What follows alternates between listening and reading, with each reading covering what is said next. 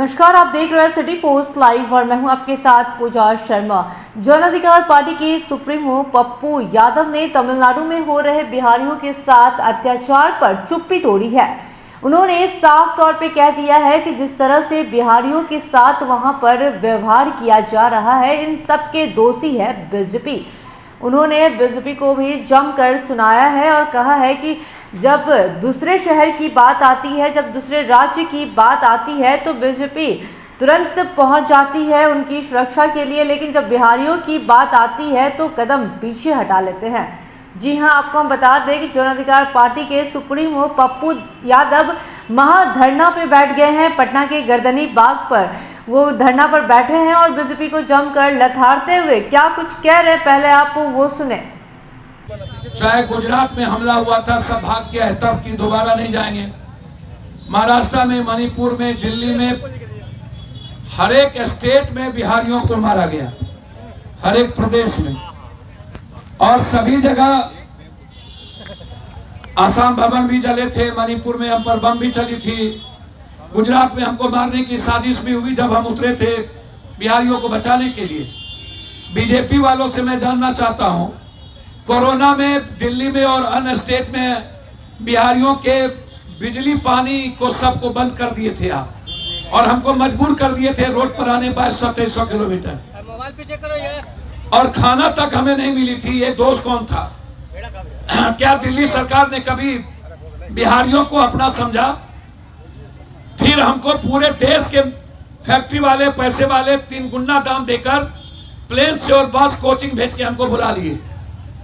पहले हमें बुलाते हो, फिर लात मारते हो, फिर गाली देते हो, फिर मारते हो बिहारियों को। बिहारी, इसका दोषी कौन है? आजाद हिंदुस्तान के बाद 40 सालों से आप एनडीए की सरकार, 17 साल 18 साल डबल इंजन की सरकार, उसके पहले गठबंधन की सरकार। हम जानना चाहेंगे कि 6000 पर कैपिटा इनकम क्या हमें मजबूर नहीं करता है बाहर जाने के लिए? क्या नेता, पदाधिकारी, माफिया, दलालों के बच्चे 6000 रुपये में, जज और पत्रकार के बच्चे 6000 रुपये में जिंदगी जी लेंगे? क्या हमारा परिवार 6000 में जी लेगा? एक।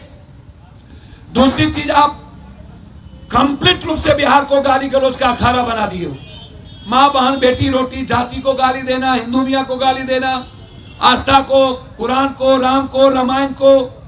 आप रोजगार पर कब चर्चा करोगे? सीटीएट की बहाली हुई, कब होगा? वैकेंसी कब निकलेगी? इसके पहले इंजीनियरिंग को खत्म किए, गेस्ट फैकल्टी को खत्म किए, अब आप कहते हो कि 10,000 रोजगार देंगे, 10 लाख।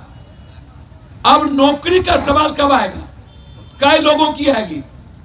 ये लगातार आप लाठी चला रहे हो। इसके पहले भी यही हुआ। आपने चैलेंज में लिया था कि पलायन बिहार का नहीं होगा। 1 करोड़ से 1.25 करोड़ के लगभग लोग बाहर जाते हैं, उसमें 60% सीमांचल, कोसी, मिथिलांचल है, और आप एक बार भी बंद पर, फैक्ट्री पर चर्चा नहीं करते हो। केंद्र आती है, गाली गलौज करता है, आप जाते हो रैली करने। आप सत्ता में हो, काम करोगे कि रैली? केंद्र सत्ता में है, आप विशेष लाभ, विशेष पैकेज मत दो, सारी बंद पड़ी फैक्ट्रियां को आप पैसा दे दो, पर्टिकुलर दो, चाहे वो जूट हो, चाहे वो मकान हो, चाहे वो मक्का हो, चाहे वो फूड प्रोसेसिंग हो, चाहे वो गन्ना हो, आप दे दो। आप हमको कम से कम बिहार में जीने तो दो। हम माँ बाप से दूर, हम बच्चों से दूर, हम पत्नी से दूर। मेरे इतिहास पर चैलेंज है, मेरे विश्वास को मारा जाता है, इसीलिए। और तेजस्वी जी वहां गए तो तेजस्वी जी, आप एक बार चले जाते, जगह देख लेते सही या गलत, या आप कहते आप सुरक्षा कर लीजिए, आप मन से आप बिहार के मोरल को बढ़ा देते, आप सम्मान का कर देते, आप केक काटे, को दिक्कत नहीं है, अपने अपने मित्र और विचारधारक सबको है, लेकिन आप एक सवाल बिहार पे नहीं बोले। आप गए कब लड़ने? महाराष्ट्र पर जब टाइगर मारा गया था तब आपकी सरकार थी, वहां भी बीजेपी, गुजरात में बीजेपी, दिल्ली में भी उस वक्त बीजेपी, असम में बीजेपी। और अमित शाह जी, जब बंगाल में कुछ होता है तो आप राष्ट्रपति शासन की तैयारी कर लेते हो, अन्य जगह होता है तो आप कमेटी भेज देते हो, और जब बिहार पर होता है तब कभी जांच किया? गुजरात से जो बिहारी टोटल भाग गया था, जांच किए? आप मारे, जांच किए?